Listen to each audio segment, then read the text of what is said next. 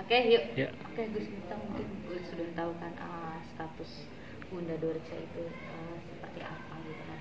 Uh, Hukumnya apa sih kalau misalnya kan memang dia sekarang sudah menjelma menjadi seorang perempuan gitu kan. Dan dia nanti akan meninggal pun dia meminta ingin seperti perempuan. Gimana tuh? Yang pertama, saya mendoakan Bunda Dorce mudah-mudahan lekas sembuh, kondisinya membaik dan bisa kembali beraktivitas. Kemudian memang saya dengar ada beberapa wasiat ya kayaknya dari beliau itu.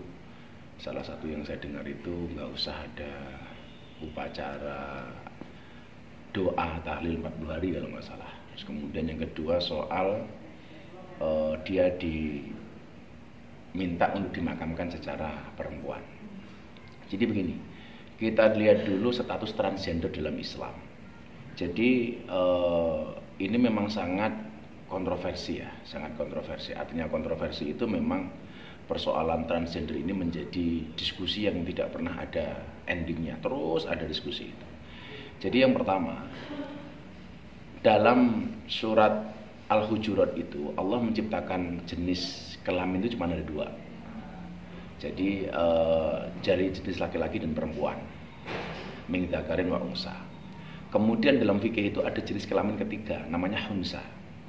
Khunsa itu adalah orang yang dalam tanda kutip berjenis kelamin dua, cewek atau cowok.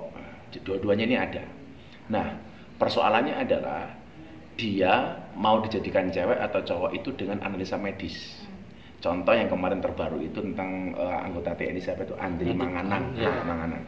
Itu kan yang tadinya dikira cewek, tapi ternyata setelah dianalisa medis melalui Pak Kasat waktu itu Bang Andika, ternyata ini cowok gitu. Maka kemudian yang cewek ditutup, yang cowok dipertahankan. Artinya demikian juga sebaliknya. Kalau ada orang yang mempunyai kecenderungan seperti itu, maka dianalisa medis. Kalau memang dia kecenderungannya cewek, maka alat kelaminnya cowok dihilangkan. Itu dengan rekomendasi medis. Nah, yang saya dengar tentang Bunda Dorce ini, kalau beliau dulu, yang saya dengar ya, sepengetahuan yang saya tahu, beliau kan terlahir sebagai laki-laki. Kemudian operasi transgender menjadi seorang perempuan. Nah, bagaimana kalau kondisi seperti ini? Kalau kondisi seperti ini, secara fikih dia tetap laki-laki. Secara fikih dia tetap laki-laki. Artinya pengebumiannya yang sepanjang yang saya tahu, pemakamannya, yaitu tentunya kembali ke kodrat asal dulu dia dilahirkan. Artinya kalau beliau dulu dilahirkan dalam keadaan laki-laki, ya kalau bahasa pesantrennya itu yang bagi sebaiknya sayugyanya itu juga dimakamkan dalam keadaan laki-laki. Jadi ada perbedaan yang cukup signifikan umpamanya antara laki-laki dan perempuan soal kain kafan, perempuan jauh lebih banyak. Kemudian soal sholat jenazah, niatnya dan lain sebagainya. Ini kan tentunya berbeda. Ini berbeda. Jadi kalau saya kecenderungannya siapapun yang lahir sesuai dengan jenis kelaminnya, ya itulah cara dia dimakamkan itu. Berarti tidak diperbolehkan ya?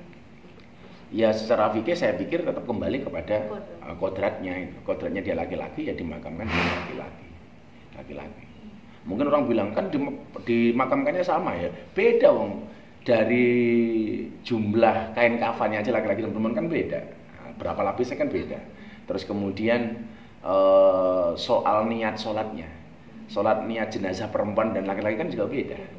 Doa berdoanya umpamanya. Kalau laki-laki menggunakan domirhu, Allahumma gfirlahu. Kalau cewek menggunakan kalimat ha, Allahumma gfirlaha. Ya kalau benco, masuk huha. Nah, gitu. Jadi kalau saya menyarankan ya sesuai dengan kodratnya lah. Beliau dulu terlahir sebagai laki-laki, ya meninggalnya ya secara laki-laki. Lahir jantan, yang meninggalnya jantan lah kira-kira begitu. Artinya dia udah sebelum meninggal wasiat Gus ingin dimandikan juga secara perempuan. Secara perempuan, artinya dia secara perempuan berarti dia menghendaki yang memandikannya adalah perempuan, kira-kira begitu. Jadi kan apa ya? Bagaimana berbicara soal wasiat? Wasiat itu harus dilaksanakan ketika wasiat itu ada kebaikan di dalamnya, tidak ada kemaksiatan, apalagi melanggar syariat. Tapi kalau wasiat itu sendiri melanggar syariat, melanggar perintah agama, ya tentunya wasiat itu tidak harus dilakukan. Gitu. Contoh wasiatnya bagus-bagus, mau menjadi orang tua kepada anak-anaknya, tolong pembagian waris yang saya tinggalkan dibagi dengan sebaik-baiknya, entah dengan menggunakan hukum Islam maupun dengan hukum adat istiadat, umpamanya dibagi rata. Ya sudah, itu kan ada kebaikan di dalamnya. Tapi kalau kemudian ada unsur yang melanggar syariat, bahkan bertentangan, ya jangan dilaksanakan. Kalau saya sendiri mamanya ya tetap mendoakan. Wong kita juga belum tahu kok, saya sama Bunda Dorso matinya duluan sama juga tidak tahu kan, namanya nyawa kan gitu. Tapi kalau seandainya ada kawan yang berpulang, ya tetap kita doakan. Nah, kalau saya mendoakannya, setahu saya kelahirannya seperti itu, ya saya doakan seperti dia lahir. Terus